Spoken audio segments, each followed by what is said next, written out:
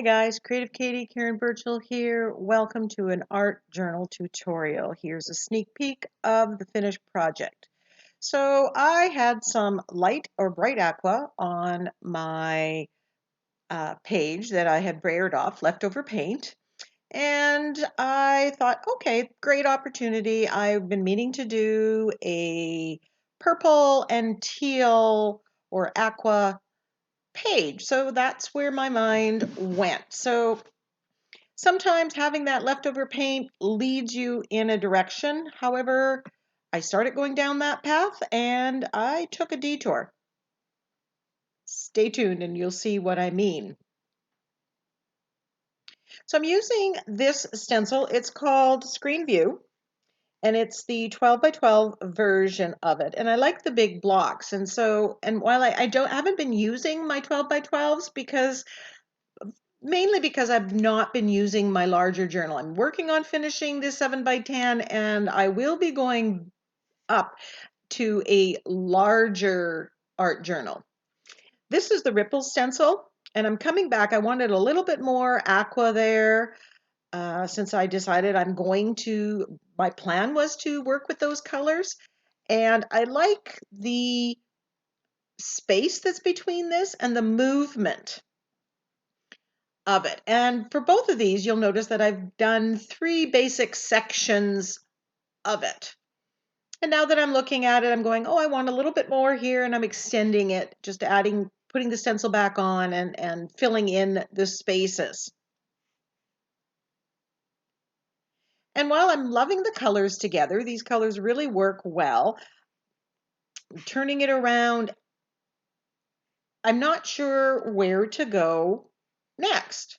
So I'm looking at what's on my desk, grabbing stencils, then grabbing my scrapbook binders of stencils and thinking, okay, what can I add? And decide, oh, just add some more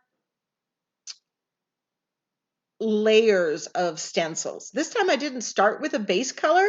I'm building the base color as I go with just stenciling. This one's called Celtic Knot, and I love this stencil, but I haven't used it. And I'm using Prussian blue here, one of my all-time favorite colors. And I love this stencil. I love how this dark blue is shining through. And that kind of led me a little bit because I really was enjoying this. And I wanted to bring out this stencil.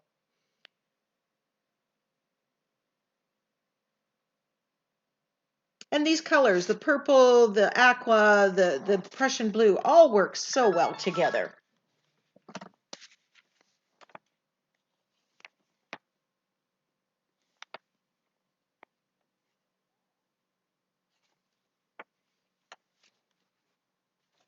So I'm just making it a little darker. And I love what I'm seeing here. But I'm not sure, again, what to do next. Sometimes you love your backgrounds. You're just unsure. So I do stop a little bit and I'm looking at some focal images, rejecting them mostly. So, I do what I do mostly. I've got some paint on the makeup sponge here and I'm just edging the paper. It's just, you're in the motion and you're creating, and sometimes that gives you enough time to stop long enough to come up with the next idea. And sometimes you need to walk away. And I think if had I done that, I may have kept that. But I decide, I'm going to put some quinacridone magenta on here, or a wash of magenta. So I'm layering this pink on here, and that's pushing everything back, plus changing the overall tone of this page. So I've, with this, basically gone in a different direction than what I initially planned, but I'm loving it. So I build up, again, I'm adding a little bit more, building up to the color intensity. and really making this a background. But I'm loving how you can still see the aqua. You can still see that the purple shining through. You can see all that interest in the background. Doing a wash, as I've said before, neutralizes that page. I'm bringing it back, trying to bring back some of the colors, building up some different tones, really just playing and experimenting, seeing where this is going to lead. Didn't like it, adding more pink to it.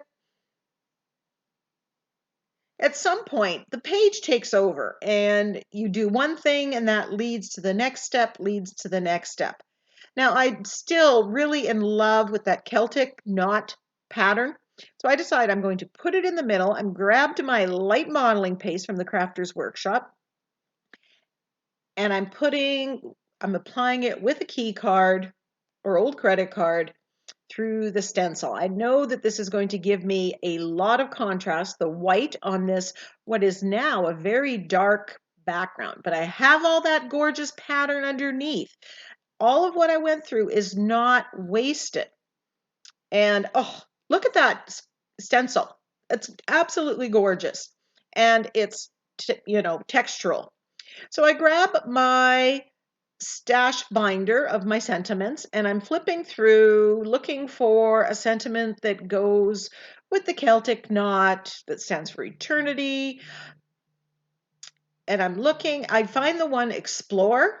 I also like the boldness of it. And I fussy cut both the dragonfly and the word with a white area around it. And I love how that looks. I grab gel medium because the dragonfly is cut out of mixed media paper. And whenever I'm gluing something that's a little heavier, I tend to grab my gel medium instead of my liquid medium. Now I'm just playing. I've got the white going on, so I grab my fine line applicator and I'm outlining the page. And I'm going fairly slow here because I want to make this a bolder white line. Again, I've got some bold whites in the page, so I just want that all to work together.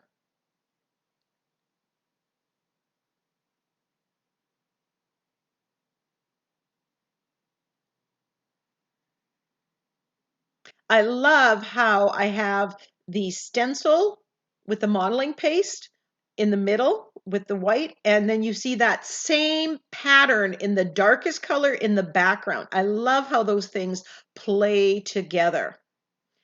I grabbed my silver, I'm thinning it with water, and I've got my fan brush, and I'm going to splatter a little. I wanted a little bling, but I thought gold isn't going to work so much. Silver goes really well with the pinks and the navy that's in there.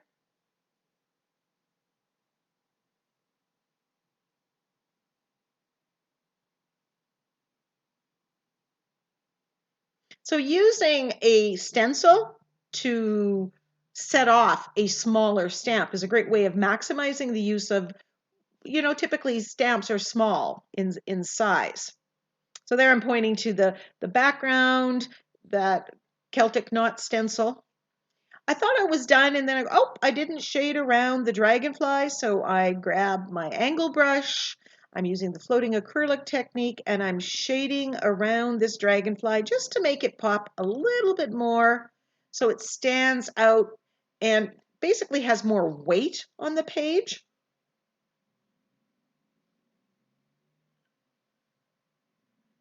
And I want this to look like the dragonfly is sitting on top of the mandala as if this was a stepping stone or an iron grate and the dragonfly is sitting on top of it. That was kind of the look I was going for.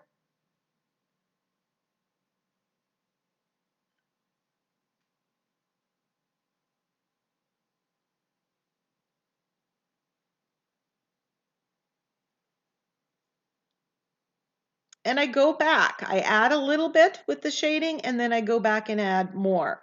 And then I'm going to shade around the word explore again to make it pop. this Celtic knot stencil, because it's so wide, like the lines are so wide, you could do a lot of doodling on there or different things. So it definitely is staying on my desk and I will be using it again. I have the 6-inch, which is what I used here, and I also have the 12-inch. So maybe when I get into my bigger art journal, I'll be using it and exploring what I can do with it, because I absolutely love it. I love the heart there, then the little motifs. I can use that as well. Here are some close-ups. Thank you for joining me. Give me a thumbs up, leave me a comment, ask me a question. I answer all comments. Share with your creative friends, and until next time, keep creating.